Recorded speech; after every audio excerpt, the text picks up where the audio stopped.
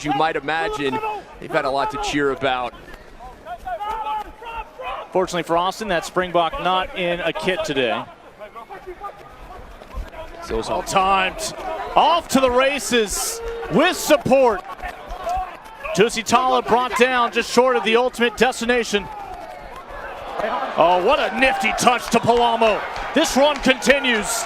Back to the try-zone. It's Doug Fraser. Fraser with the try.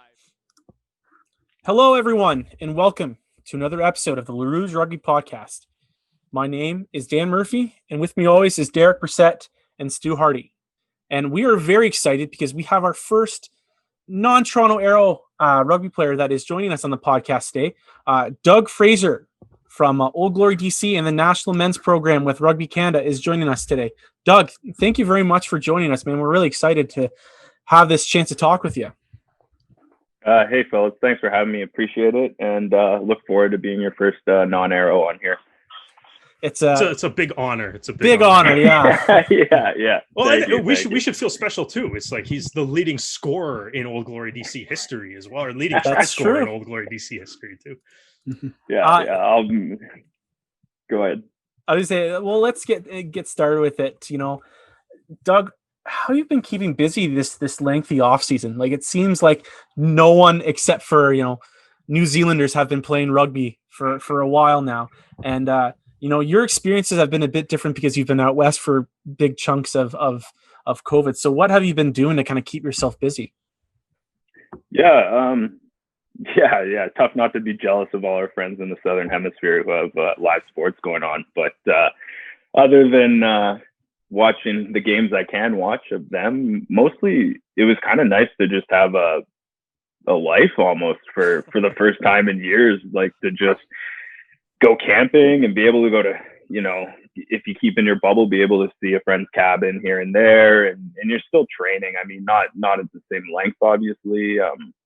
But, still getting out to gyms when we could and going out for runs when you could and just trying to stay busy, keep fit in that sense. So yeah, it was just more or less, I just was able to have a life, see my family when I could and whatnot. That's how I kept busy. And it was really nice. Yeah, it's interesting. My wife and I are big curling fans, and a lot of curlers were kind of tweeting over the Thanksgiving weekend that like this is like the first weekend in like 20, 30 years that like they haven't had to that they've been able to stay home and have Thanksgiving with their families because this is the start of their preseason, as it will. So it's been a very, very strange landscape across Canadian sports. Yeah, like I said, like it's probably been, I don't know, near 10 years because when I was at UVic and in university in the summers, I would be firefighting for the whole summer. So I'd be in the middle of nowhere, forest firefighting, and then I'd come back to school, play rugby, do that again. And then, then it was CRC for a whole summer. And then once you kind of crack into the national team, there was national tours through the summer. It was really nice to not like be traveling, living out of a suitcase for 3 months and then doing that all over again, right? So yeah, I can imagine other people in other sports felt the same way. Well, you just mentioned earlier about being a bit jealous of our friends in the Southern Hemisphere who've been able to play games. Well, there was a game in the Southern Hemisphere across the Pacific at about 11 p.m. our time last night. And in the morning across the Atlantic, there was also the Champions Cup final. Were you able to watch either of those games? And if so, what were your thoughts? Yeah, I was able to watch both, actually. They were at reasonable hours for us on the West Coast. Yeah, like 8 p.m. It's like golden time to watch sports. I'm perfect. So mad. Yeah, we had the Bledsoe game 2 was on at 8 p.m. and then the Champions Cup final was 8:45 a.m. So they were both delightful hours. I was able to catch both. Obviously, I found the Exeter racing game more exciting. I really like watching Exeter. I also love watching Finn Russell. But it was also just a way closer match. But it was cool to see guys like Caleb Clark just kind of ball out more or less, and just he kind of just sticks with what he's good with, and he does it really well, right? Like So it was fun to watch him in what was his first start, I guess, as an All Black. So yeah, they're both really entertaining games. Yeah, I feel like if we didn't have Doug joining us, this would have been like 45 minutes of us just talking about that one Caleb Clark run that resulted in Savea's try there, but fortunately not. So going back to you, Doug, and kind of like, I guess, your origins here. It's like, how did you get started into rugby, and how did that, I guess, journey progress into eventually joining Old Glory DC?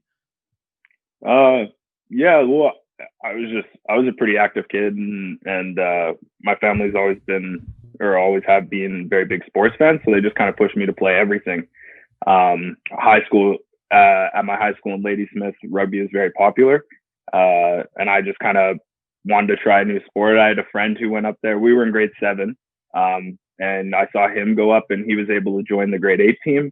And we were always really competitive in sports, me and him. So I was like, well, if he can play, I can play. So I went up there, and I was hooked right away. I just couldn't believe you're allowed to, in our eyes, essentially beat up other kids on school property without getting in trouble, right? Like I think it was good for a lot of kids to let out their frustrations and not be penalized for it by our teachers or anything. That should be like the new Rugby Canada like marketing slogan. It's no, beat up other kids no, on that should property. not be the slogan. That is a come play rugby, beat up other idea. kids.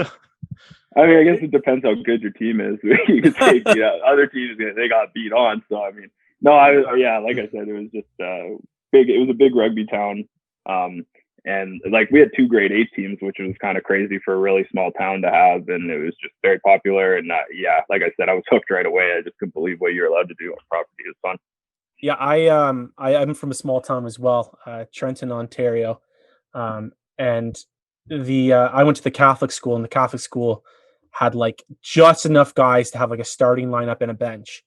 And we would consistently play against the public school that had like one of the best high school teams in the province, that also had one of the best football teams in the province as well. So they got their fall training, and then they had their spring rugby season. So it was just, we were constantly get creamed. And then when I went off to university and tried out for Trent University's team, the captain at the time, Graham Abbott, was he was from Trenton High, and we like thumped a couple teams, and I'm like, oh, so this is what it's like actually being on a winning team. It's interesting.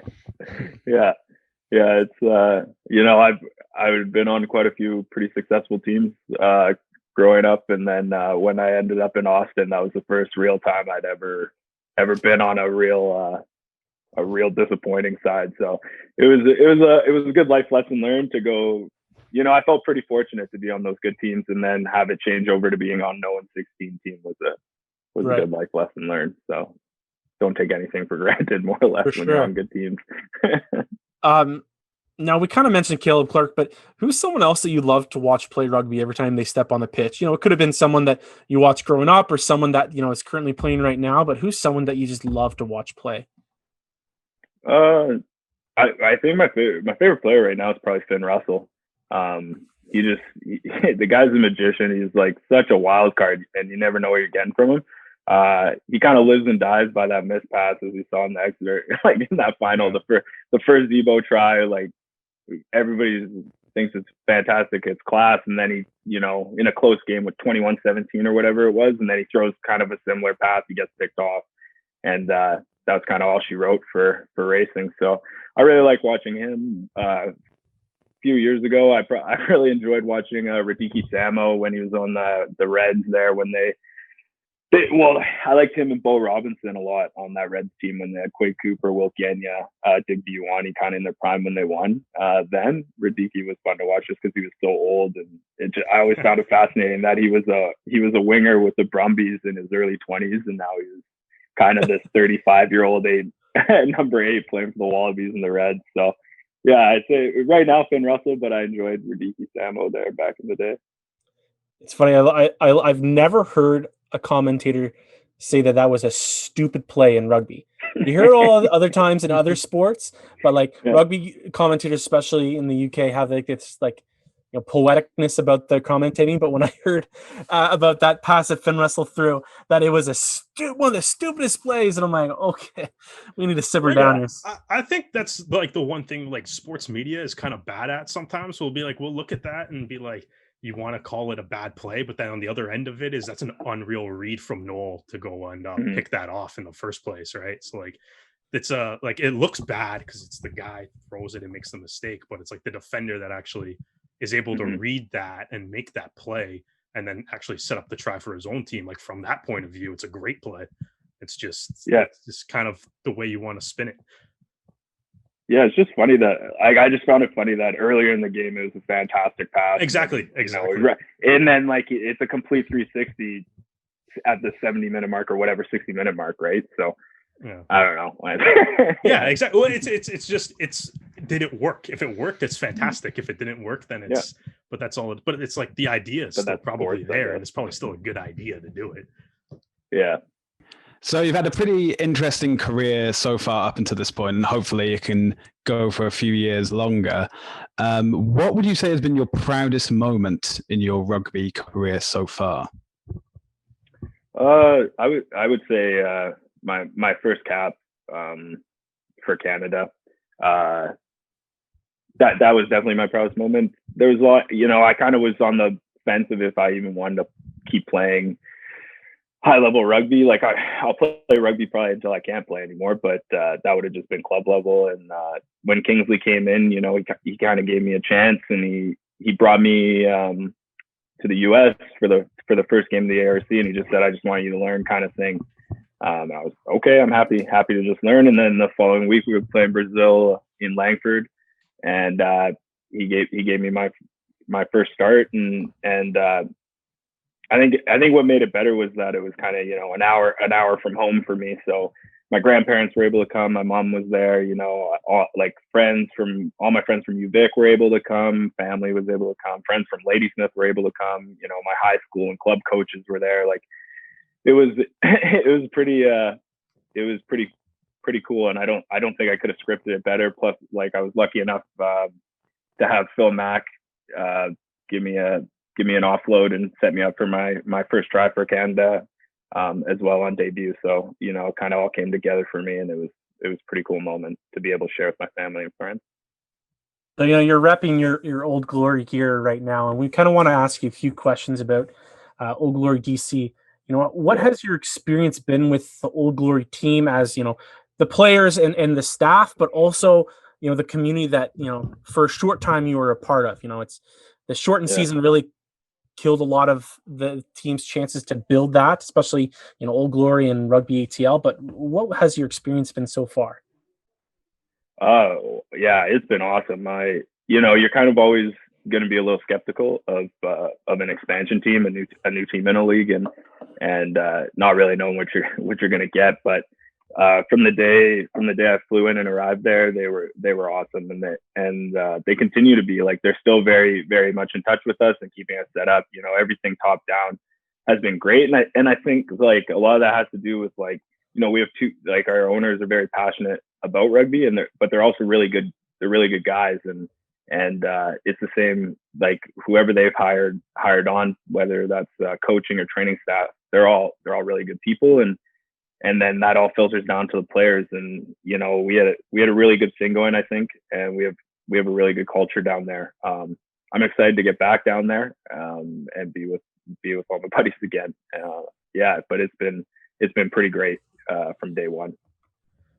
Yeah, and so with Old Glory, it's like you guys got off to a little bit of a rough start with the opening match against NOLA, but then we're able to rattle off 4 straight victories. You had the big upset against the defending champs in Seattle, then beat Houston, Austin, and Atlanta before the season was unfortunately shut down. So, with kind of ending the shortened year with a 4-1 record, you're seeing a lot of players coming back for next year as well. It's like, what's kind of the outlook within your locker room? Like, what kind of like aspirations are you guys like leaning towards as you kind of see what you were able to do in the short season, and then also kind of like looking at what teams have been doing during the off season? Yeah, the start of the year, that was a heck of a wake up call from NOLA. I think that was, it was good.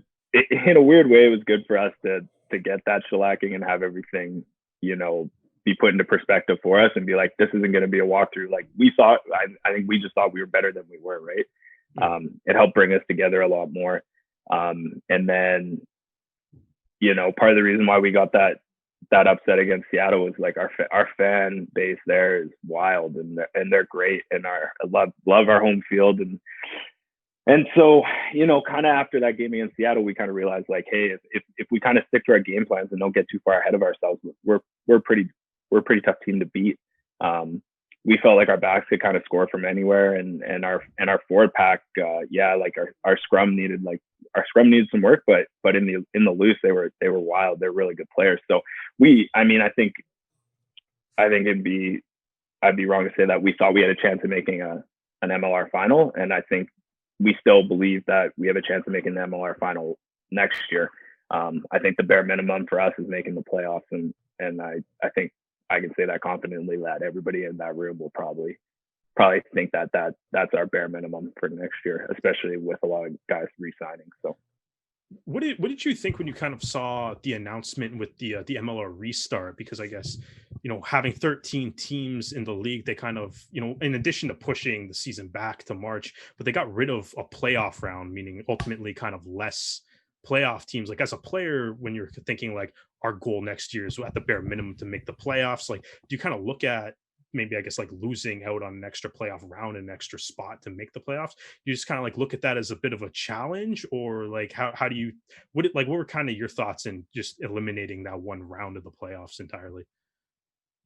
Yeah, I mean, I didn't think too much of it, just because I think our goal is what we really thought we could win the East, if not, then very much come second. So, so to speak, like I didn't really think too much of it in that sense. I guess like our goal is to win the East and then get in that way. It just I like in any sport, I think it's unfortunate that another playoff team can't get in, because once you get in, like you never know what's going to happen, right? It just makes it a little bit more exciting. But with everything going on in the world right now, I mean, if that's for the best, then it is what it is, right? Yeah, absolutely. So you're not the only Canadian player playing for Old Glory DC. You have also Travis Larson, who also came to DC from Austin, and you also have Kieran Hearn, who's in the backs as well. So you probably have more communication with him. What's it like to play with these other Canadians on the team? Yeah, it was awesome. Well, it also made it really easy to figure out who you're going to live with. We kind of all talked and kind of started our own little Canadian house down there. So yeah, it's great. I mean, Trav, I've gotten to know pretty well just from Austin as well, and I think me and him, or Trav and I, were both pretty relieved to get that win against Seattle, because it was both our first win in the MLR. So we got I keep forgetting that. yeah. So we got, the boys. I think the boys were pretty happy for us as well to finally get one. And then living with Hearn is cool. He's a really good dude. I've known him for a bit, like ever since we were in Victoria when he was still carded with sevens. I was at UVic, but he was playing for C-Dub, and I'd still see him around. I got to know him, but living with him has been like, he's a wealth of information, that guy. Like he's been around the block once or twice, and it's kind of cool to be able to just bounce whatever off of him whenever I feel, really, when I'm at home. So especially this year was kind of my first year playing on the wing and committing to that. Like I would start on the wing or whatever and play 60 minutes there, but then go back into the centers and play 20 minutes. But it was really nice to have Hearn at home, to be able to be like, well, okay, where should I be, here or here? Or what should I do in this scenario? He was really good about that stuff, and just following him on days off was good, because he kind of taught me, like he was at London Irish for 3 years, I think 3 or 4 years. So it was kind of good for him, or good for me, sorry, to learn how to be kind of a professional on my off days and whatnot. We'd spend a lot of time together recovering and everything. So it was nice having him around. So I have a question kind of going on the opposite side of what Stu just asked. What is it like playing against your Canadian teammates? We talked about Seattle, and they've got a strong Canadian contingent. And then you got some of the boys from NOLA, Eric Howard and such. What is it like playing those guys that that you've gone into arms with the national team? I love how you completely forgot to mention the Toronto Arrows in that question too. Well, we haven't played. He hasn't played them yet, so there you go. Yeah, we didn't play them yet. Yeah, Eric, way to bring that up. No, it's pretty cool. Well, like most of the time, you normally only see these guys, when tours roll around. So in that sense, it's kind of nice to see them and catch up and chat over, how's New Orleans, how's Seattle or whatever. But I mean, when it comes down to it, you also want to win bragging rights. So it was kind of nice to get the bragging rights over Jake and Nakai and George and Phil Mack when we beat Seattle. And then it felt even sweeter because we got the win over Atlanta, and I love beating Keys in just about anything, just because. Like we have a strong like to beat one another because he's a Ottawa Senators fan and I'm a Leafs fan. So it dates back quite a bit. So it was nice. It was nice to get the bragging rights over Keys. We beat them in the preseason as well. So I really like to. I'm excited to see him when camp rolls around, so I can I can remind him again. But yeah, it's mostly bragging rights, I'd say.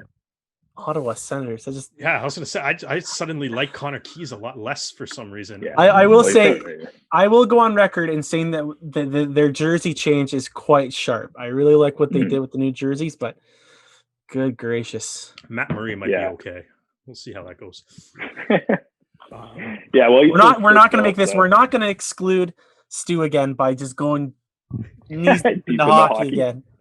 So if you want to be on a Canadian every little by little. Yeah, if you want to be on a Canadian, it's the one on the ice, podcast, isn't it?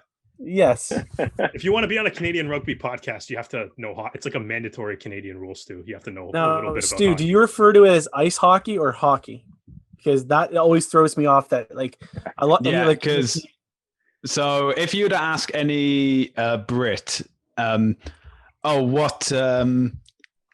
talking about like, oh yeah, there's going to be hockey and like GB are going for the gold medals, there's a clear and precise understanding that it's field hockey because we're not used to the cold. Like we'll complain that it's cold, but not the real cold, not the real winter, All right. So before we get too sidetracked debating the hockey terminology here, I gotta ask you about one more of your teammates. You got to play with Tende, the Beast Mtuarira, World Cup champion. That was the last game that he played before joining you guys at Old Glory DC was the World Cup final. So what was that kind of experience like playing alongside just an absolute legend of the game? Yeah, it was. It was crazy. Like you said, the last time I watched this guy play, he was lifting the World Cup over England. So, you'd kind of heard rumors that he might have, that he had signed with us, and I'll believe it when I see it. Was kind of like when I see him roll up, I'll believe that. But yeah, ever since he flew in, and he was jet lagged and everything else. But first thing he did was show up at our gym session, introduce himself, and then started giving, he took all the prop front rowers aside and started giving them tips, right? Like he was a genuinely like class human being, really nice guy. And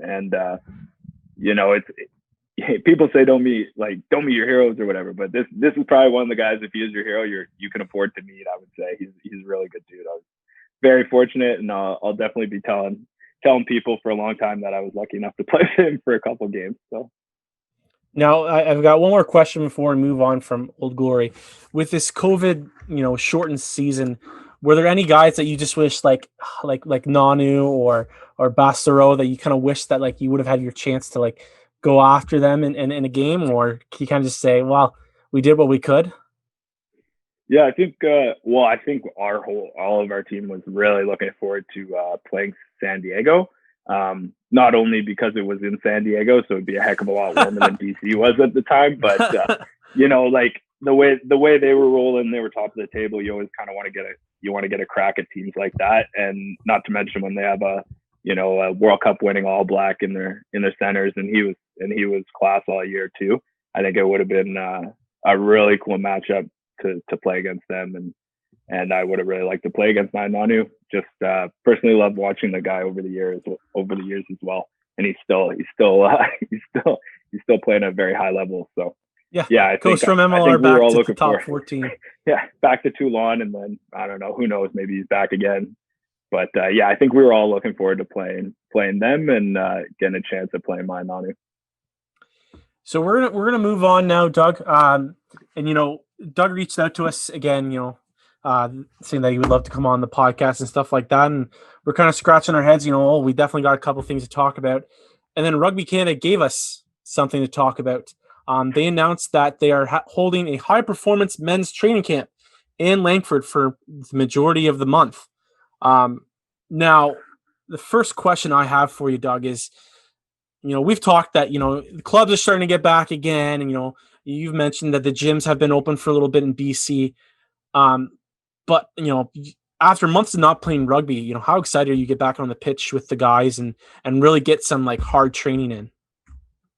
Yeah, incredibly excited. I think just the competitiveness in all of us, it'll be nice to be able to go and compete against other guys and not necessarily for spots, I guess, because there's no tour, but just to have that competitive edge again will be really nice. And not only that, it'll be good to see all these guys. You haven't seen many of them since, who knows whether it was a year ago or in the MLR season. So that part's really exciting. Not so excited for opening up the lungs again. I'm sure our SNCs are going to get into us about that. But yeah, it's going to be pretty cool to be back in that kind of environment and feel somewhat normal-ish again. Yeah, so with the roster that was kind of announced for this, there's a lot of MLR guys, there's 18 MLR guys, and then there's a whole bunch of guys that are coming up from the Pacific Pride or from the U20 programs. As one of those MLR guys that's been around, what kind of advice, or what are you what advice can you give some of those Pacific Pride guys that are still looking for those first caps and looking to just improve their development to get up to the national team level? Yeah, I mean, yeah, it's tough. It's funny, that you say that. I was getting ragged on a bit by one of my buddies who played, who's been capped as well, Jordan Wilson Ross. He was ragging on me, saying, he's like, I think you might be one of the oldest guys at this camp. And I was like, what? I'm only I'm 28 years old. And then I looked again, and I was like, oh geez, Pat Parfrey's the oldest guy there, and he's a year older than me. And then I think Jake Ilnicky's a couple months older than me. So, it'll be pretty funny. I mean, like I said, I only have 4 caps, so I'm still learning quite a bit as well. But I'd probably pass on a lot of stuff that guys like Ray Barkwell or Kieran Hearn were able to tell me. It's just kind of, you're always keeping your head down to make sure you're working as hard as you possibly can. You don't know who's watching, and you always want to do extras. And I think one of the good things about that I've learned at Old Glory and with Canada is that if you ever need help or somebody's asking for help, it's always easy to find somebody who's gonna help you. Nobody ever says no, and that's the best way to get better, right? Is to do extras and ask questions. That's the best advice I can give. I mean, I'm still doing it, and I like to follow that advice. So that's probably what I'd give to younger guys if they were to ask me. So you've been with training camps with Canada before. Can you give us an example of what these camps typically look like, or what would be the planning of a day at one of these camps? Yeah, I mean, as long as things aren't that different due to COVID, I would imagine if they're the same as normal, usually you're kind of up not too early at a relatively decent hour, and you have breakfast or whatever, and then you start your day off usually in the gym, and then you'll have kind of a shorter, more just kind of skill-based session. So the forwards will kind of do, whether that's their lifting or some scrummaging or whatever, but it's just a short on-field session for them. And then the backs, we'll do, ball handling and walk through kind of our set piece plays. Nothing too crazy. And then normally, you'll have lunch, and then you'll have meetings and kind of, whiteboard, go over what you want to get through this session, whether that's your set pieces or counterattacks or whatever. kind of draw up essentially what you want to produce on the field later in the afternoon. And then that that afternoon session is usually your bigger session, a lot of running, a lot of meters. And then that's usually where the contact will be. If you're doing a contact session, it'll be in that afternoon session. And then after the session's technically done, there will be the guys who are a bit more out of shape. They'll have their extras for cardio and doing all that. But usually everybody stays, kind of 10, 15 minutes after anyways. The kickers work on their goal kicking or whatnot. And then the centers are working on their passing, and wingers on high balls and nines on box kicks. That's kind of when you get in those skills specific to your position, 10, 15 minutes after each afternoon session. And then you have dinner, and that's kind of recovery in the evening. Put the pups up. So like with that, as you kind of mentioned earlier, COVID-19's kind of wreaked havoc on the sports world here. So there's not really any games that are coming up on the calendar for the Canadian men's national team. So it's like when you look at it for yourself, like what are your, like, say, your personal goals or even like the team goals for having a camp like this, and what do you think those would be? Yeah, well, I would imagine for them, like I would imagine for the coaching staff, it's them trying to get a look at these younger guys and trying to see, for planning for the next World Cup and getting all of that. I mean, as a player, I'm going to just kind of try and, get back in that kind of environment and get my hand, I've been training a bit out here and being able to get my hand on the ball a bit. But it's not the same as playing at that high level with other guys at that kind of level and at that speed. So it'll be nice to get back into that sense, because when you look at it, preseason for all the MLR guys is right around the corner, right? So this is it came at a very fortunate time for us to be able to open our lungs back up and get used to that high performance environment.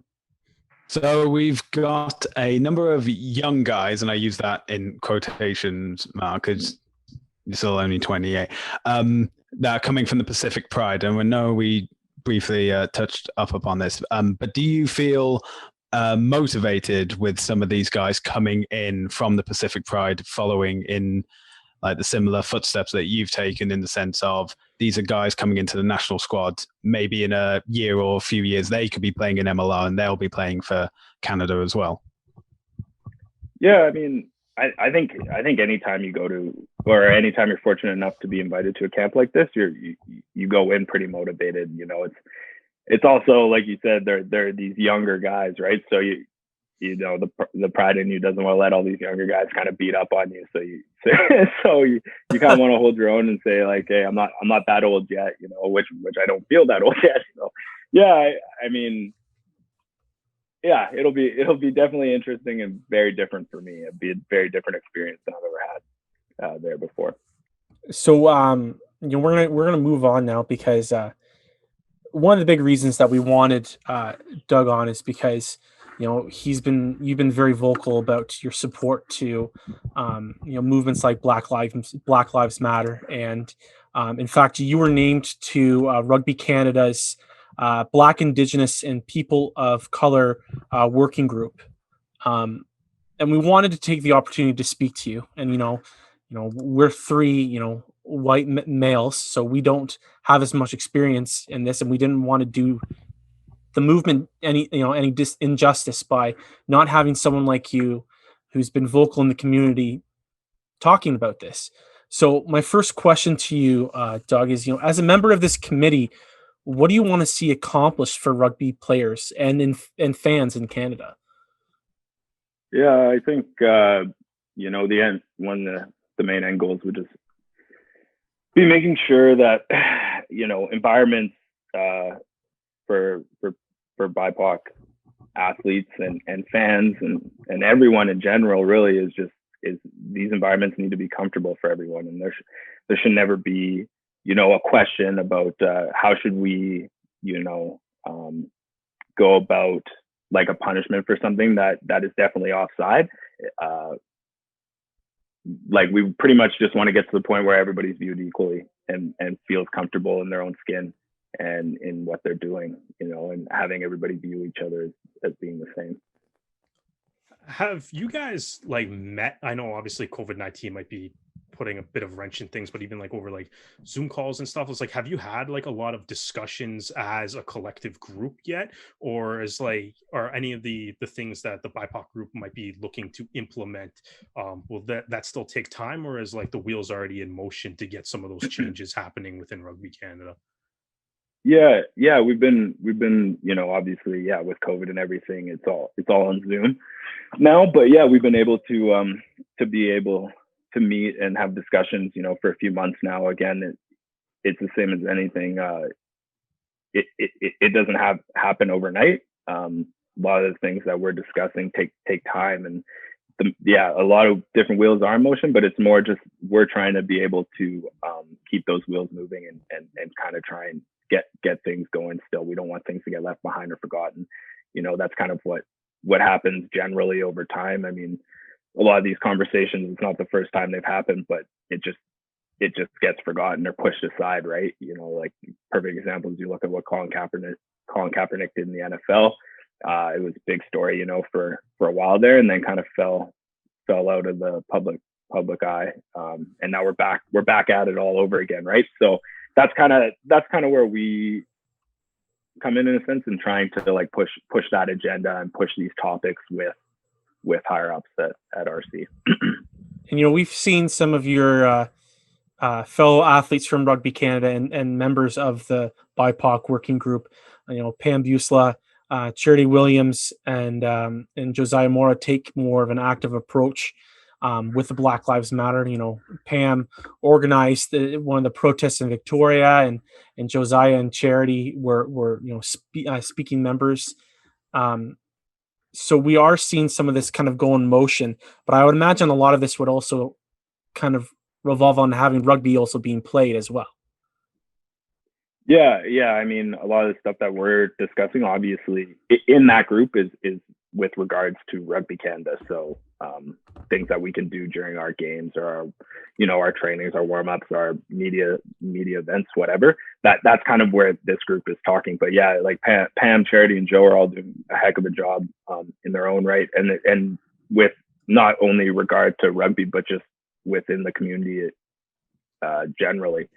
So but this group is mostly based with Rugby Canada in mind.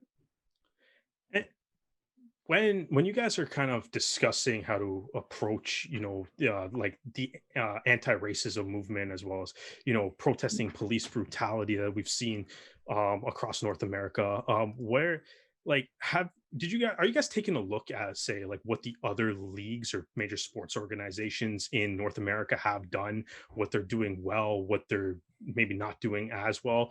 Because I think we've kind of seen like a lot of kind of different responses. I think, in the NBA, they had the Milwaukee Bucks after the shooting of Jacob Blake. The Milwaukee Bucks, opted to I guess strike was the word that they used. They refused to play their game. The Orlando Magic did win, except the forfeits. That game got postponed, and then a bunch of the other NBA games got postponed. The NHL was kind of criticized for not following suit and postponing games on that night, although they did eventually postpone the games in the next couple of days. So like, what has been your thoughts on how the other sport leagues in North America have been handling it, and what can you take from that in order to apply to the Rugby Canada BIPOC group? Yeah, I think like everybody's seen it, right? That's just how social media is nowadays. That's the world we live in, and we're fortunate enough to be in this age where we are able to see all this and get all this information really quickly. I think what those leagues are doing really well is that they're allowing players to finally kind of speak up and constantly do so without repercussion. And that's kind of, the same boat that we want to be in at Rugby Canada. We want to be able to have our voices heard. And I think everybody would want to feel like they would want to have their voices heard without repercussion. And that's unfortunately not where the world's at in regardless, not just with sport, but just in everyday life. But if we can get it to a point where that's possible, then that'd be nice. we'll plainly say this on the podcast that, Canada's not perfect. Look Mhm. at what's happening right now in Nova Scotia and some of the, racial injustice happening out there with the fisheries. But, looking down in the States of where you make your, livelihood with Old Glory DC, does it, worry you at any way as a professional athlete having to, go down there and kind of play your part in some of the athletic events going down there? Yeah, no, I've never felt too concerned about that, but I could understand how, I've had a different life than a lot of people, so everybody has different experiences, and I can say I've been fortunate enough not to be, or to be in any or very many instances where I felt uncomfortable. So I don't feel like when we go down to the US that we have a pressure to say anything really, just because I think everybody's entitled to their own opinion, and you can fight this these injustices however you feel is appropriate for you, right? I'm not necessarily going to take the same route as somebody else, my neighbor, right? But as long as we can all get on the same page as one another and be fighting essentially for the same thing, whether that's outspoken or not, then we're doing a pretty good job. So we've seen on social media there have been there's been a black rugby player like Ashton Hewitt who plays for the Dragons in the Pro 14, and he's been working on social media to educate fans. What are some of the biggest struggles that you've seen in getting the Black Lives Matter message across? Yeah, I think it's trying to explain that it's not just Black lives. That is sure right now that sentence states that, but it's bigger than that. It's about every, Indigenous people, white people, trans people, any group of people that feels belittled. That's who we want to help. But right now, the most prominent one in the world and the one that's getting the most traction is Black lives. So I think the biggest issue is having people not understand that when you say Black Lives Matter, you're also not saying that not all lives matter. I feel like that's the biggest misconception, is when you say that, is people hear it as you're trying to put down other lives. And I think about when, I refer back to Colin Kaepernick and when he would kneel for the anthem and people would say he's disrespecting, so-and-so and this and that, but really he's just trying to stand up for something else. People kind of people will believe what they want to believe, and it's really hard to change a lot of people's minds when they're set in their ways,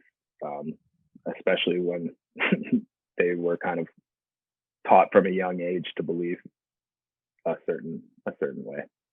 Yeah, and I think the thing too, with Colin Kaepernick, is, a couple months ago, Drew Brees made his comments about how he doesn't want to see guys kneeling because it's disrespectful to the flag, and it just kind of seems like, to a certain extent, there's people that maybe like you said, it's there's been those peaceful protests for a while, even longer than Colin Kaepernick, obviously, but there's still people that are refusing to believe or understand what that message actually is, and that it's not necessarily about the flag, but it's about the systemic racism and the police brutality. Yeah, like I said, it's just it's been going on for so long. It's such a dated issue that it's hard to flush out when it's been around so long. And like you said, systemic racism has been around for a really long time. And once that's set in stone, a lot of people are pretty set in their ways. So it's pretty hard to change their minds. There's the can't teach an old dog new tricks is an adage for a reason, right? So, I mean, that's not to say people shouldn't try to change or try and help people change, but it sure is hard. And that's what we've seen. Now, as a player in Major League Rugby, when we see like all the other sport teams that, across the leagues and stuff made a bunch of statements condemning systemic racism or police brutality. Everybody kind of worded it a little bit differently, but like a lot of the teams across the four major leagues did, as well as many MLR teams. Your team, Old Glory DC, has probably been one of the more vocal ones, even tweeting at Trump directly, especially when he made direct reference to the flag being called Old Glory and what that flag would stand for.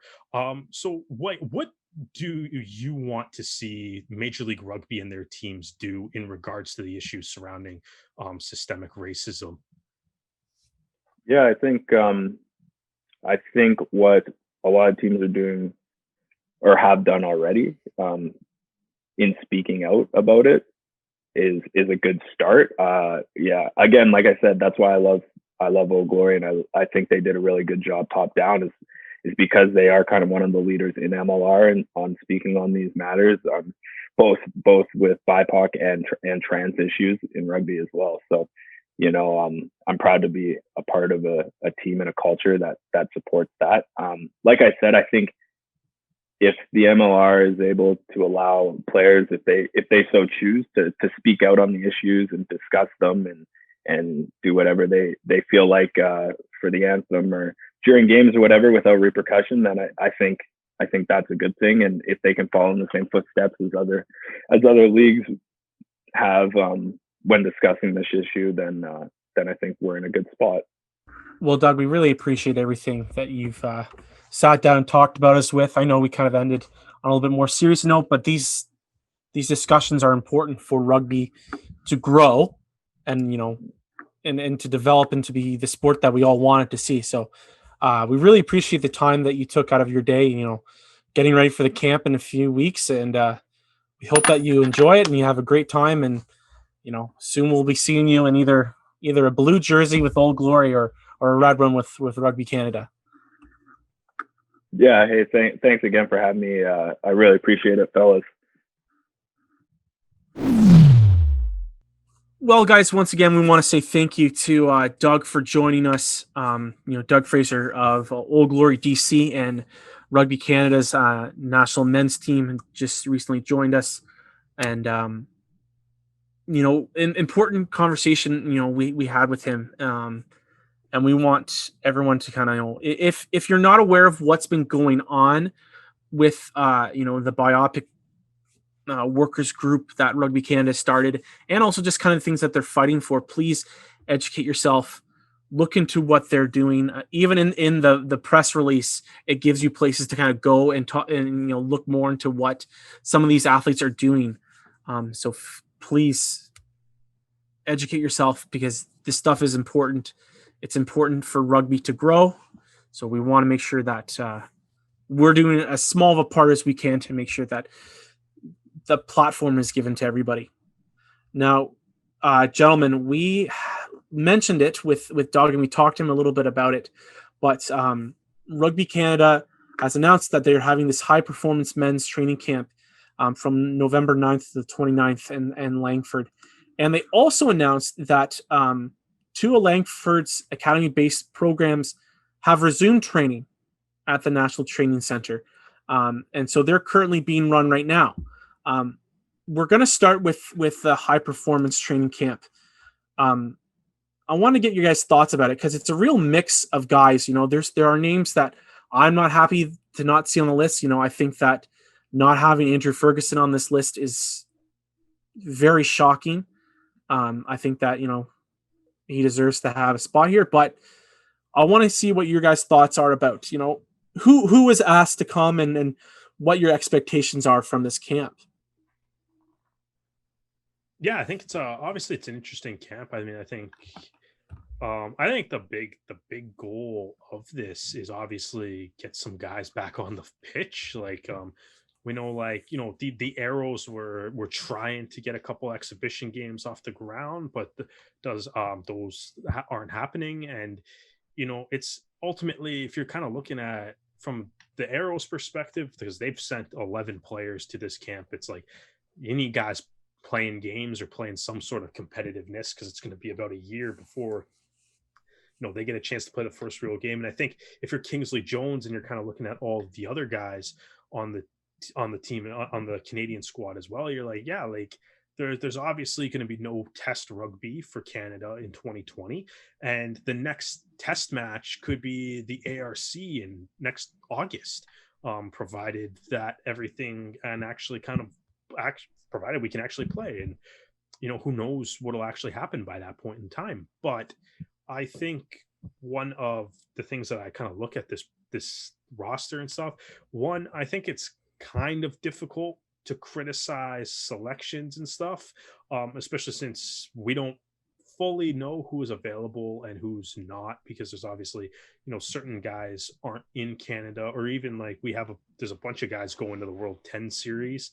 A lot of those teams still haven't had their full rosters announced yet, but from kind of what we do know, there's been like Bailey, Howard, DTH, not like there's been a decent chunk of guys that have been somewhat announced to at least be participating in that. So it's like, I think it kind of makes it tough. All right, I will hold back my anger until after the World 10 series rosters are announced. And we'll see. If Ferguson is not announced one of those teams, then I'm going to go back to being a little grumpy. Is that fair, Derek? Yeah, I guess so. Like, we'll see. Yeah, we'll see what it is. I think like the scrum half still in Gallagher, Stewart, and Higgins. Higgins is super interesting, man, because like, obviously obviously Gallagher, Stewart, they're two up and coming prospects that we'll be really excited to see continue their development. But to me, like Higgins might be the most intriguing player at this camp, because it's like, yeah, like he's been in Ireland his entire career up until this point. He's, qualifies as a Canadian citizen and therefore can be Canadian eligible. So that is a very intriguing player, I think, because it's like, well, like you said, if Ferguson's not here, Mackenzie's not at this camp, right? Like, who's going to be the scrum half at the next World Cup? Who's going to be the scrum half looking forward? And it might end up being Higgins. It might be Stewart. It might be Gallagher. It might be somebody else entirely that we haven't seen yet. There's a lot that can happen between now and then. And but like, I think that's the interesting thing about this is like, I think the way that this squad is set up, there's 18 MLR players. And then there's 18 MLR players. There's 7 guys from the 7 squad who have played various levels and times as a professional. And then you have a bunch of guys from Pacific Pride and from UBC as well. So there's a lot of, like, I think it's an interesting opportunity to look at, say, measure some of these younger players against some of the guys that are on the national team. But you also have you just also didn't overwhelm the squad or the camp with too many guys that are already kind of established. Obviously overseas players, obviously guys that aren't physically in Canada can't come.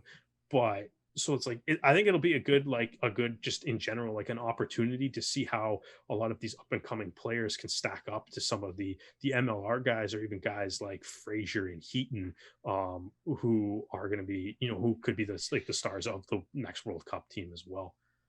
Or they'll be the vets anyways. Well, for me, going through the list, obviously there are only 30 places available, so certain names aren't going to make the list. As Doug mentioned in the interview, he's one of the second oldest, the oldest being Pat Parfray. But another player who's 28 and a big Canadian name that wasn't on the list that I thought definitely would be is Jeff Hassler. And now Hassler's already been to 2 World Cups, and it would be the case that by 2023 he would be in his early 30s, approaching 32. And maybe that's not the way to be looking at your wingers. I mean, obviously we have like the exception to the rule, like DTH, who was in his 30s when he played last year. But this, and I've harked on about it every single time, and I'll hark on about it again. You need to have the young boys getting their time in the international spotlight, so that they're going to be the guys that you have tested and are ready come not only the next World Cup, but the World Cup after that, which hopefully could be in the US and Canada. But we'll get to that later.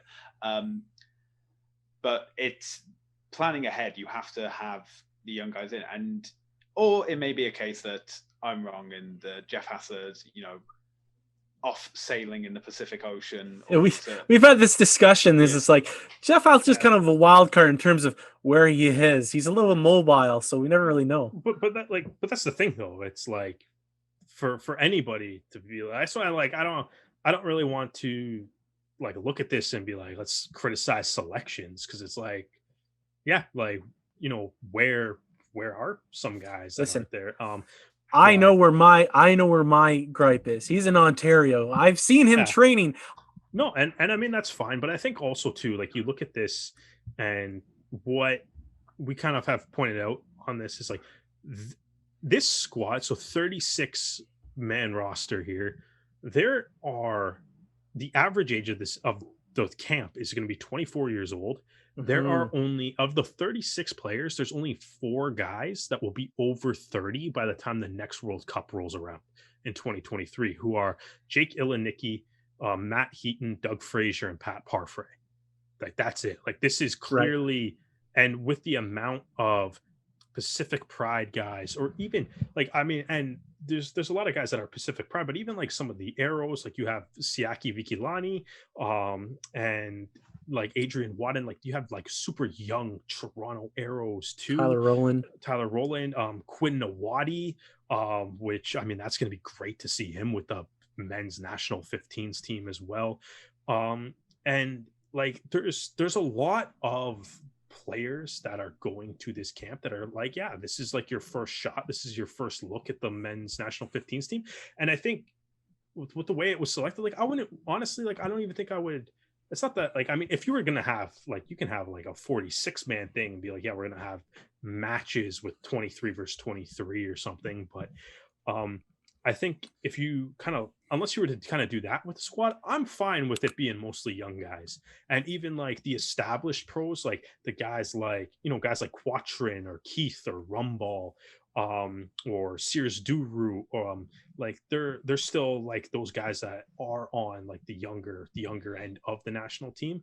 And I mean, like, yeah, like, I mean, I don't think this is a camp. Like, I mean, obviously we saw that DTH looks like he's heading to, and he like has retired and stuff. And even like Kyle Bailey, they're all headed to the 10 series from the looks of it. So like, I don't think I need to see those guys at this camp anyways. I think I want to, as Stu said, it's like, we got to get some of these younger players, like it'll be interesting. Like the competition at scrum half, like we said, it's like, yeah, it's Crosby Stewart can show that it's like, yeah, man, hey, World Cup, it's like, look no further, except Will Persilier is in France, so he can't be here. But after him, look no further. Right? Like, you can kind of maybe start staking your claim, or at least seeing how you stack up to like some of these other guys, or, seeing what you kind of have to do, and even being like giving even guys like Roland, like, give him a chance to like scrum against like Sears Duru and Ilinicki again, right? Which obviously, he's played in MLR, so he's done it, but like, get those younger players some he time. Scrubbed against those guys already. Yeah, exactly. But you have a bunch of other players too, like even, oh, for sure, like Olette, who's coming over from Laval football or whatever, right? It's like, let's see, like, he's going to be the crossover athlete at this. So and I mean, like, the Laval Rouge, or probably arguably the best football team in the country that's not in the CFL. So I mean, I think if you take, like, this is a good chance to be like, all right, let's see what he can do against, if he's going to have to be in a scrum against like an MLR player, guy like Sears Duru, guy like Keith, even a player like Roland. Like, let's just see where you're at and stuff on the development, and see how this will figure out, right? And it's like, in a normal year, maybe you don't give a crossover athlete, maybe he doesn't get that immediate shot to come and train with a bunch of the senior national 15s guys. Maybe he has to do, go through a little bit of a different route to work his way up to getting a spot on this camp with Kingsley Jones and the Canadian national team. And I think that's another thing too, in mentioning the coaching staff. Like the Toronto Arrows are sending 4 members of their staff, and Carpenter, Smith, Rodin, Lozada, like there's, and Mark Winokur as well. Like, so they're sending the Arrow staff are going there. So that's a big development opportunity for them too, right? Where they can, they can work with the national team, and they can, they can, try like their techniques or how they run a practice or how they analyze data from that practice, and they can bounce ideas off Kingsley Jones, Jamie Cudmore, Phil Mack as well. So I think that's what I want to see out of the camp. Is I like the idea of seeing some of the younger guys get, chances to play. And I mean, even the sevens players, there's some like Brock Webster playing sevens right now, but like we said, it's like that. Like there's not a whole lot of fly halves in Canada. So like he, beyond like Will Kelly, Brock Webster right now might be the two best fly half options for the World Cup. Right. So it's like, I think it's important to see what they can do in a 15s environment. Same thing with Cooper Coates, who also is a fly half when he plays 15s. Yeah.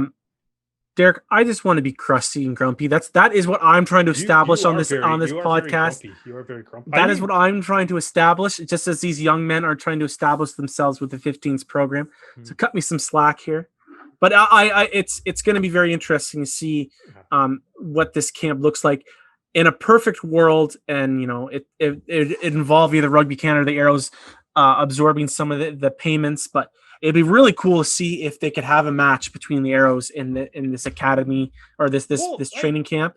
Like I think like looking at it, it's like looking at the squads and stuff. You have enough guys to do an inter squad. Like there's 36 players, right? So it's like you have Like I think in looking at, you can do like an inter squad game of some sort. I would assume it's going to be part of this. Like I think you kind of look at the way I mean, there's probably better examples, but just because I saw it last weekend, it's on the top of my head. But I mean, like Rugby ATL has been doing their like Pathway 404 silver versus black games. Yes. And it's like they kind of have like a starting 15 for black, a starting 15 for silver. And then it's like 8, I think it was like 8 guys or something for the bench. And they just kind of went to both teams, and like guys are literally like changing jerseys and stuff. It's a practice ultimately at the end of the day, but it's a very competitive practice.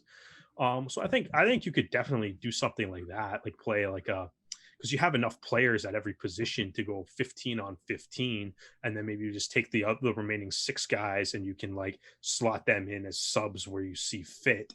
And even if you want to see how a combination works, you can have guys swap jerseys in the middle of a game too. Just because ultimately it is a practice. If they do that though, I hope they film it, because that would be fun to watch. For sure. I am dying for some Canadian rugby. Film everything. Rugby Canada. Just give me a live stream of camp, because I need something to watch. I just want to see Canadian players playing rugby. Give me something. All right, Derek, you're sounding a little desperate now. I am. You know what? I am. When was the last time you watched Team Canada play a game of rugby? It's been a while. World Cup. A typhoon prevented us from getting our last opportunity to see that. We've also mentioned that the 2 of the academy-based programs have resumed training. The Maple Leaf Academy is a next-gen program that is going to be supporting sevens female players who want to be part of the sevens team and compete at the Olympic Games, and on the World Sevens circuit as well. So they've got 12 players as part of that program. Really, really cool addition to the team, to the program, was Kelly Russell as the head coach. We've watched her play for the sevens program in the 15s. I remember her playing for the 15s in previous World Cups. So go chase that. Having someone like that, I mean, seeing her, is really going to help these young women kind of push forward. Now, Derek, we had an interesting conversation about why this is a sevens program before we started recording, and you kind of mentioned that it's part of Canada's approach to the Olympics. Yeah, I mean, like that's what it kind of seems like to me. It's like putting in the because they like, obviously there's a lot of the men's 7 players that are going to the 15 squad here, and correct me if I'm wrong, Dan, but they didn't announce like a separate sevens camp for the men's side, correct? They did not. So I mean, I think you kind of look at it. So some of the sevens program players that are younger are in the development academy, like Thomas Asherwood and Brock Webster is also part of this. So he's training as well before the other camp, but there's no like strict sevens academy as of right now, or they have announced. Yeah, and I think kind of looking into that, it's like the Rugby Canada women's team has a legit gold medal shot as far as the Olympics go. And from a funding point of view in Canada, medals mean a lot. So like if you can have a sport that you're successful in, the government kind of rewards that by giving you a little bit more funding. So I think that's got to be some of the motivation to starting up a women's development academy. And obviously a lot of the same principles are going to apply here, because like they haven't played in, when was the last sevens tournament? Like March, even before that, maybe. It was the Vancouver Sevens. That was for the men's though. When was the last women's one? It's the women. Langford Sevens. The women. No, the Langford didn't even happen. Yeah. So like I mean, like they have been off the pit, and like that's going to be super interesting too. Because obviously, if the Olympics do happen when they're supposed to next year, like that'll like who knows how much of a run up you're going to get to, kind of get yourself back on the ground. And I mean, I'm guessing kind of like we kind of said last episode, with a little bit of like some of the layoffs that happened at Rugby Canada, it's like it's not really looking like there's going to be a whole lot of international play for any of the Canadian teams going forward. So it's like I think you got to get everybody into camp, and I think like the women's team like has a legit gold medal shot. Like there's like as far like yeah, like it's like they can do it, man. Like they've proven it like time and time again. Like during the actual 7 series, it's like the biggest obstacle they have is New Zealand, which seems to be what stands in everybody's way of winning a gold anything in rugby. So I think they kind of got to show that. And I think even too, like, man, like how did Ghislaine Landry, like how did she not get nominated for a player of the decade from the 7 series? Although I kind of realize why she didn't, because she didn't win player of the year in any of the years during the decade. But then I come back to how on earth did she not win player of the year at least once during the decade? But I think like you can kind of see like that recognition and stuff, and it's like the women's sevens team is probably the best rugby team in Canada, and that's even and then the second best is probably the women's 15s team, but who also have a World Cup to prepare for. So like Rugby Canada, like this is the time to really heavily invest in women's rugby, I think. And so creating this camp, you can target that gold medal for the women's sevens team, and we'll all cheer them on as hopefully they can deliver that. And that'll be a big boost to just Rugby Canada as a program, because that's kind of the way the Canadian government works.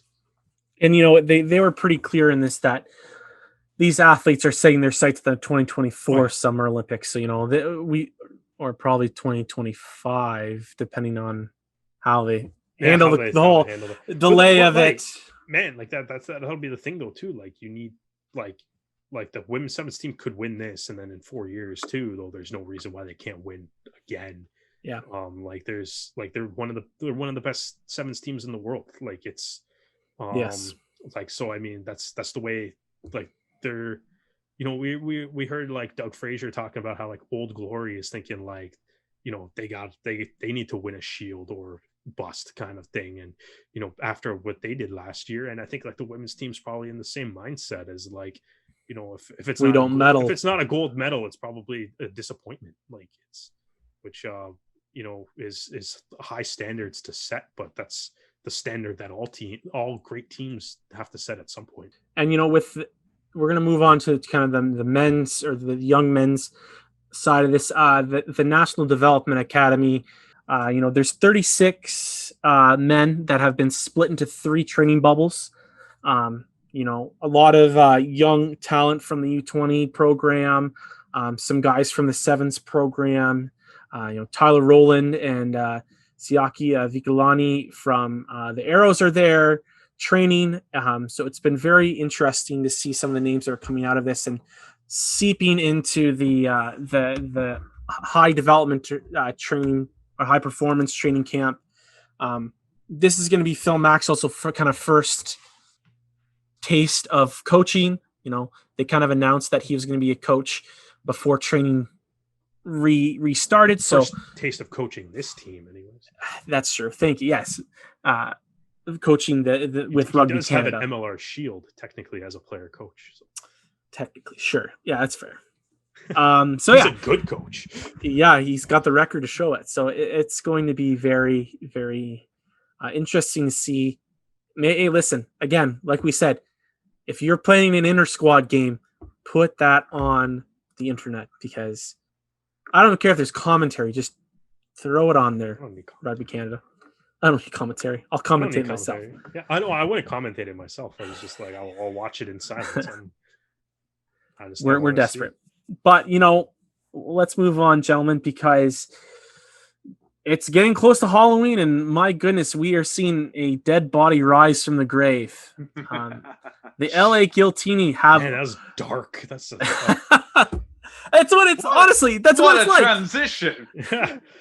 I'm giving myself a pat on the back because it is on point. And you know what? Look at their social media and argue with me. But the LA Giltini are back. They are tweeting. My goodness, they are back. And they announced that Adam Freer, I hope I got his last name correct, is going to be the organization's general manager for its maiden voyage. And they also announced that starting November, they will be announcing their roster, which feels like it's a long time coming. But, when you got teams like Seattle and Utah keeping that bar super low, you kind of get away with that kind of thing. Seattle and Utah at least have been doing other marketing. Even listen, we yes, can complain you're about correct. We can complain about the lack of. Although Seattle did tease a big announcement on October 20th. Yeah, that's whether it's something's in the water. Something's in the water. So it's either, in my opinion, it's either going to be a signings or it's going to be they're going to talk about doing what Utah's doing and talking about a new stadium. So it'll be interesting. I guess we'll see what it is. We'll see what happens. But the big thing is Adam Freer went and had a little 5-minute interview. And so if anybody's interested in looking at it, go to LA Giltinis, at Giltinis on Twitter. They posted the video. And we had Stu kind of watch it before. I'll probably just edit it into this episode. Yeah, look, very proud to be part of the club. It's a new club. And hopefully by the time, 3, 5, 10 years time, the world will know who the LA Giltinis are. And that's part of the magic of trying to come to Los Angeles and start something fresh and new. And we know what the sporting landscape is there. It's one of the most challenging, but you would argue is the sporting capital of the world. So rugby needs its place there. There's an incredible rugby community, and I think our role is to bring that to life with some good fun, whether it's parties in the car park or good match day entertainment, but also bringing the fun with rugby. And we've employed a couple of awesome coaches. Our roster's starting to build. So, yeah, good times ahead for LA Rugby. Yeah, sure. We're heading to California in the city of LA, and we're playing as a cocktail drink. And, there's no qualms about that. This is a powerful brand, and it's not the first time it's been done. You see Red Bull Racing and fans going ballistic in the crowds around an energy drink being, Red Bull. You got Japanese rugby's playing as cars and tractors and all sorts of things, and we're going to have some fun. And we all know Giltini's going to be a brand that's not only going to bring the fun on the rugby sense, but we're going to do things differently off it. And if this is one, well then so be it. We're going to play in some pretty cool kit. We're going to have some real marquee players, but we're also going to be able to bring some US talent through. And that's the goal in this, is we want to make not just LA rugby stronger, we want to make USA rugby stronger. And everyone keeps talking about it being a sleeping giant. I don't see that at all. Their sevens program is very successful, but we want to bring it to life in the 15s, and we're going to do it. We're going to do it well. We're going to do it. We're going to have plenty of fun as well. We will have a world-class high-performance system, no question. We've got the best, I'd say the best non-signed Australian coach in the land in Darren Coleman, highly regarded, shoot shield premiership, well-travelled, knows how to do things differently. And Stephen Hoyles is probably a face you've seen on TV more than in the coaching circles, but he's redefined that men's sevens program. Very, very intelligent footballer. And he also brings some personality and a bit of spark to the organisation as well. And not only are we just going to be coaches, we're going to be doing a lot of media. So Steve fits the bill really well. DC and him are really good mates. And I think that's going to be important, that we're off to a really good start from a culture and a dynamic point of view. And with all those players that Steve has played for and coached with and been coached by, it's it's going to be easy for us to tap into that international market. But the real goal is to elevate the sport through academies and through different training programs in the US. We're going to have some pretty cool signings coming up, and we've got some pretty good coaches as well. But the best is yet to come. Stu, how do you feel about some of the things that he said? Because he kind of defended the Giltinis brand in the video. How do you feel about all this and kind of what he tried to push forward? I can see where he's coming from. So he compares Giltini with the enterprise of like Red Bull. So Red Bull are now not just known for an energy drink; they're known as like football teams or Formula One team. He also mentions that a lot of Japanese rugby teams are named after, tractors. Things we wouldn't normally associate with rugby. So I can understand where he's coming from. The problem I have with that is that he's ignoring a lot of things to try and make that point. So, for example, all those Japanese teams that are named after tractors or whatever is because the manufacturers of those things own the team. So that's why they're named after that. And then when it comes to Red Bull, it's like, yes, I can understand Red Bull are over so many things. They're more synonymous, I'd say, probably with Coca-Cola than with other energy drinks because of their market reach and, different sporting teams, musical events, things along those lines. But a Giltini is a cocktail and an alcoholic one at that. And I think that's the issue a lot of people have with it, as in, with, Gilgroni as well, that's an alcoholic beverage as well. But in the marketing for Gilgroni, there's no allusion to an alcoholic beverage with the team. So it's either their logo is the image of Texas or it's the AG of Austin Gilgroni. For the Giltinis, there's no hiding it. It's a cocktail. And I can understand why they're embracing it, which, fantastic that they are. They're not shying away from it. They're not embarrassed by it.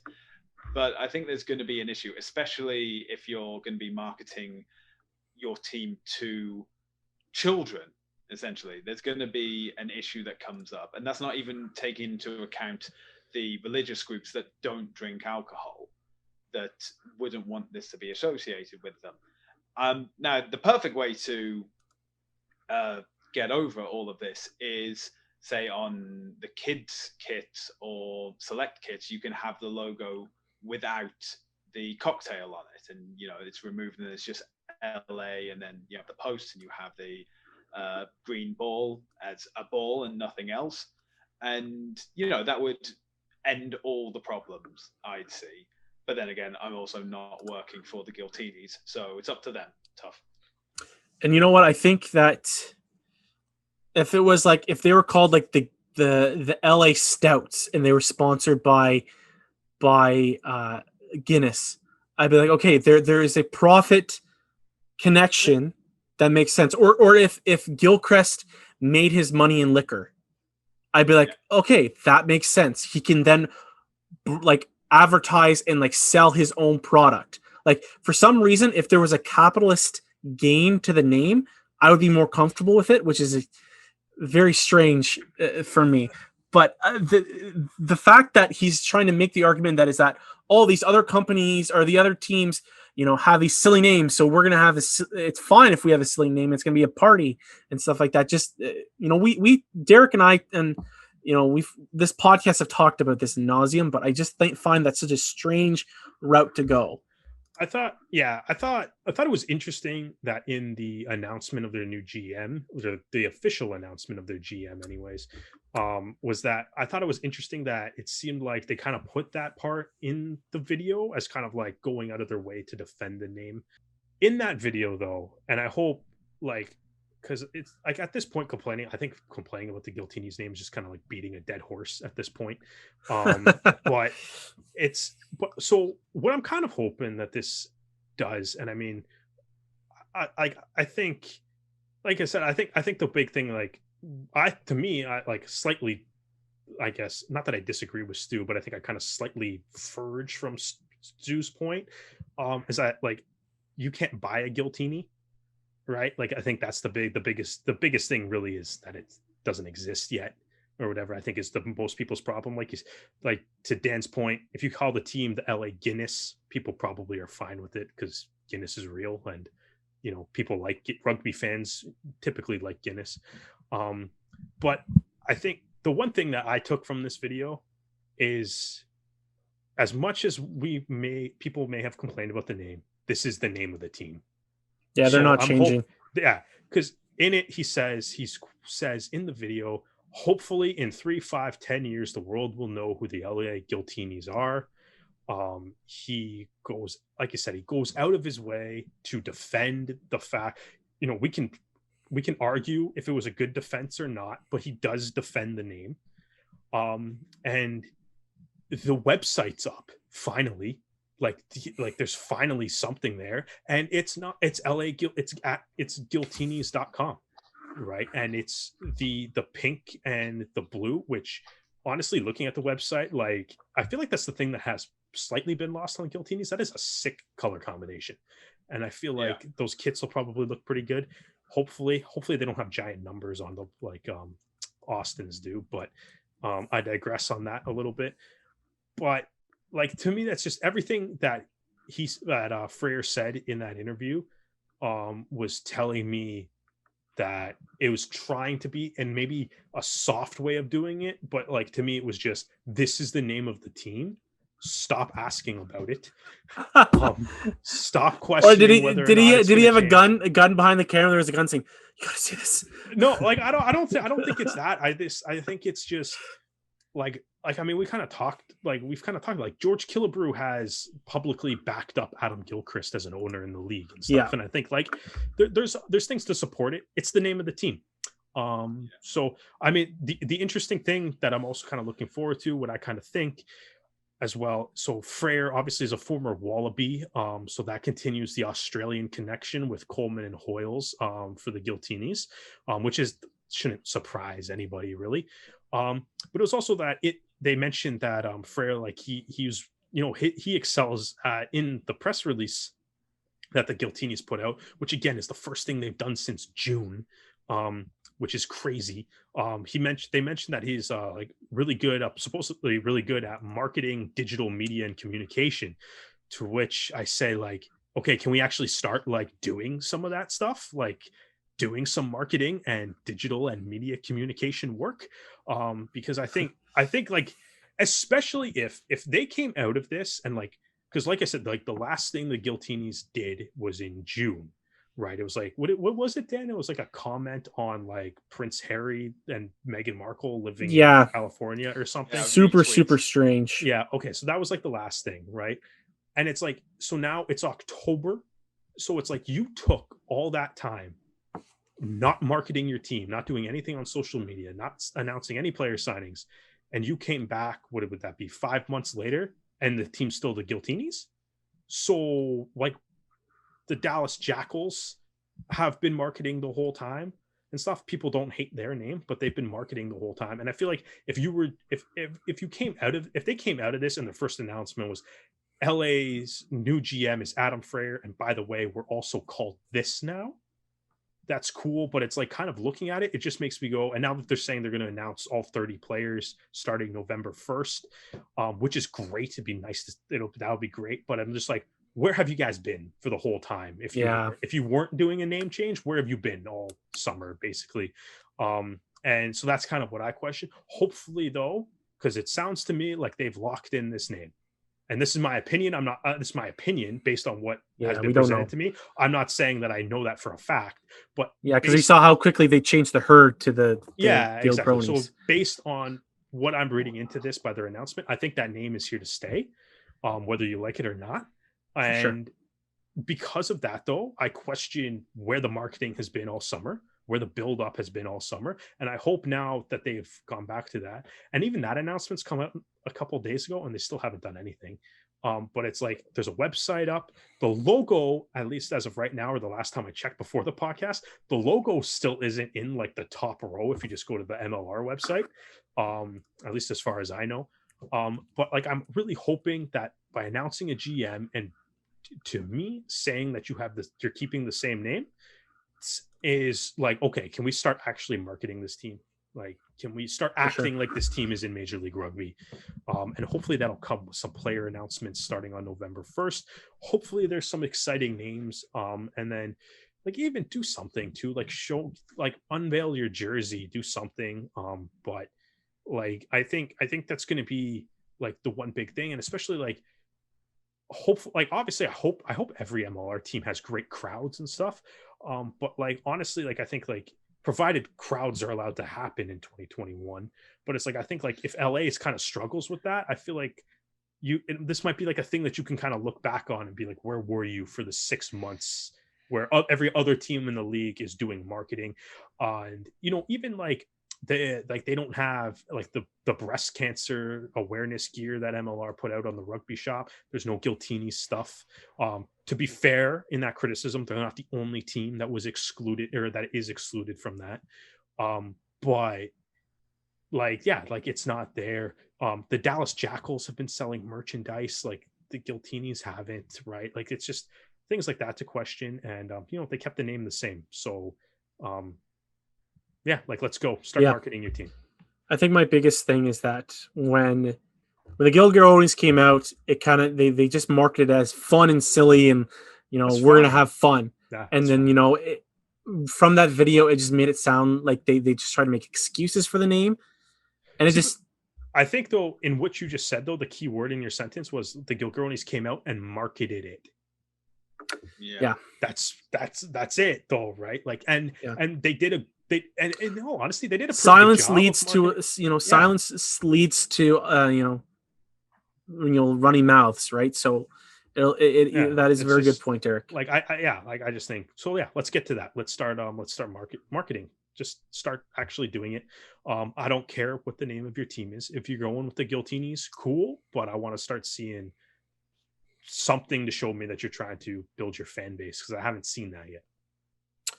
So we're going to finish off the night, guys, with a little bit of fun. The World 10 series is really starting to ramp up its presence. A few teams are already in Bermuda. We're seeing the Ohio Aviators have a scooter gang that are just cruising around Bermuda. It looks hotter than blazes, which is such a strange sight to see. But we're going to say our favorite team name and logo, because they came up with some really creative names and logos. And I'm interested to see how you guys. For us, Dan. I'm going to pull them up for you guys. All right. Can you guys see that? Yep.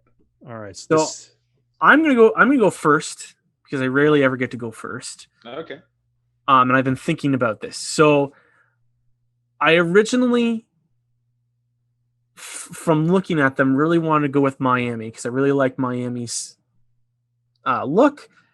But I have to go with nostalgia and go with the Ohio Aviators, because it reminds me of the shit show that was pro rugby, and it just makes me like warm inside and be like, that was like the first pro team, pro league that I really followed, and it was so much fun to watch. And then after the season ended, it was a gong show, and you know what, they've got a couple Canadians on the squad, so I'm gonna go with Ohio just because it makes me laugh. Well, I like the look of most of it. I think the only one I don't like the look of is the Asia Pacific Dragons, because it just looks like AB. Yeah, that's true. And it may just be me, but it kind of looks like the logo of a German football club more than rugby sevens or rugby tens even. It looks like a knockoff. Like someone got confused that like they didn't know the difference between like Toulouse and the All Blacks, so they put AB for All Blacks and like a Toulouse like shield. I actually like the logo. I think it looks kind of cool. There's always one who. It wasn't what I was gonna pick, but I do. I like the logo. I don't get what you guys are harping on it for.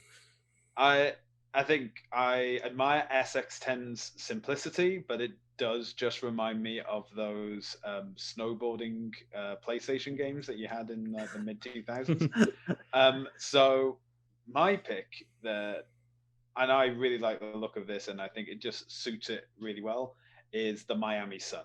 I think that's a very, very beautiful design, very nice and even as well. And so yeah, that's my choice. Looking at kind of all the logos and stuff, and hopefully we get to see some full proper rosters sometime this week.